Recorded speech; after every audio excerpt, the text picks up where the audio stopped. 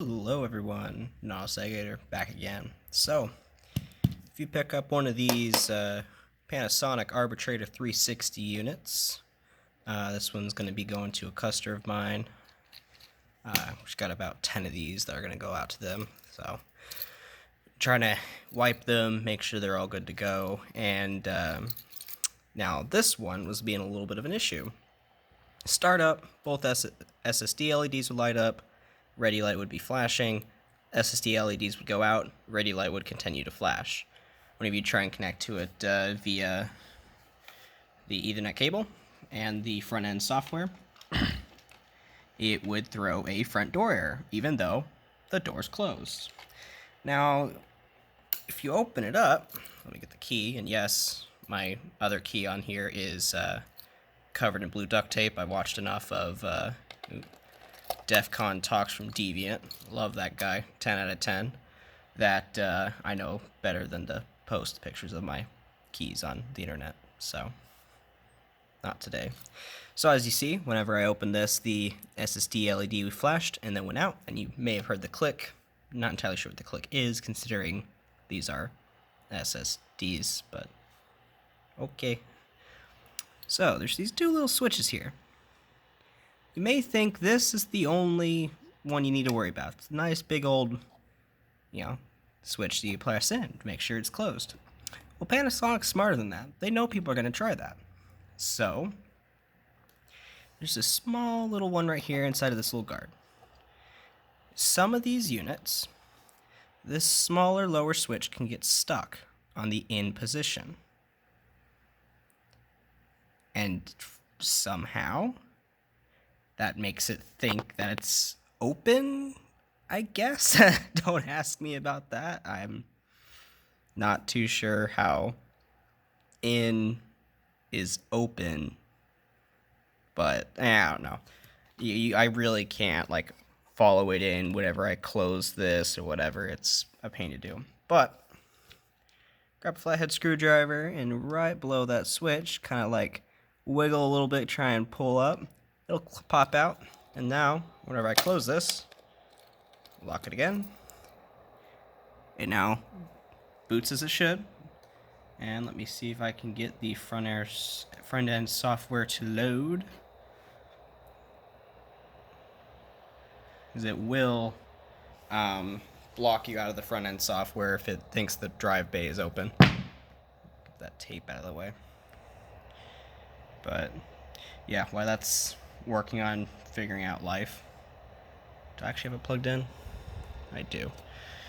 So yeah, I mean, these are great units. The other ones that I've got here that I've been trying, I've been really happy with them. They may be a little bit older, but hey, I mean, they're nice. I quite like them. This one is not one equipped with a WLAN card, but I mean, hey.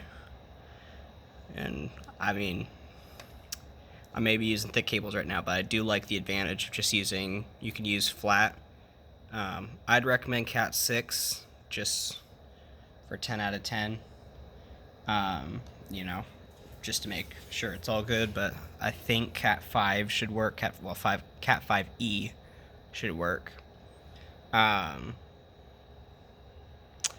was it about to say? Oh yeah. And well, so I'm going to be using flat Cat 6 cables going from all the cameras, so that should be able to be hidden up in the roof liner real easily, or well, really the roof liner and then the floor cable runs.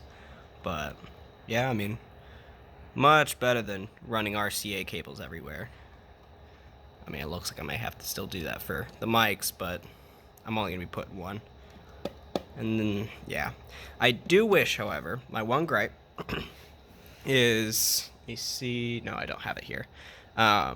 There's a little kind of body cam looking, what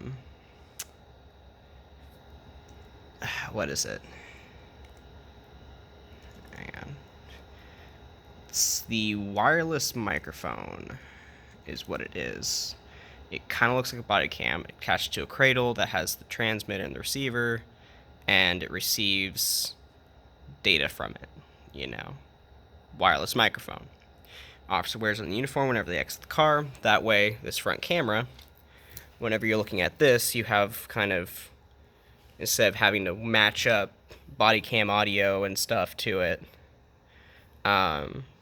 you can just match up, yeah, it already matches up. Now, the bottom of this dock has an RJ45 port.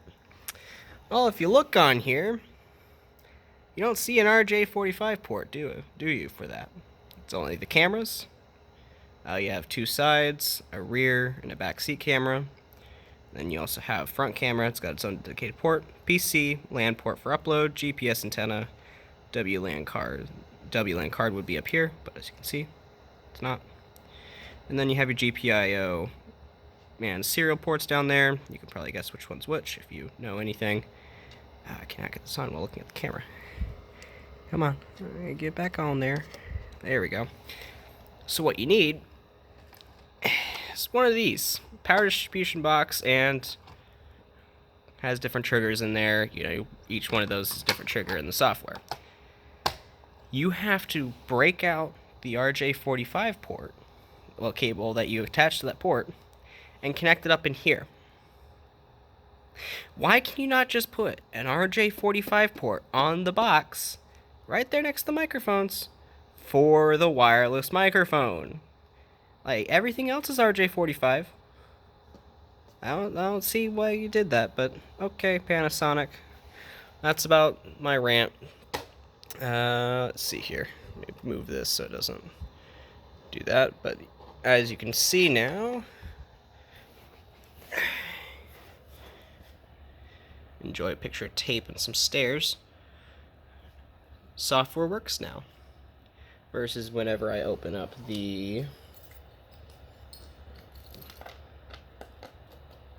front of the device.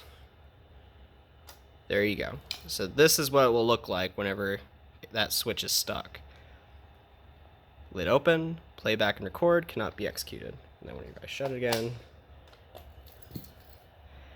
it'll read, yep, and then it goes right back in. There you go.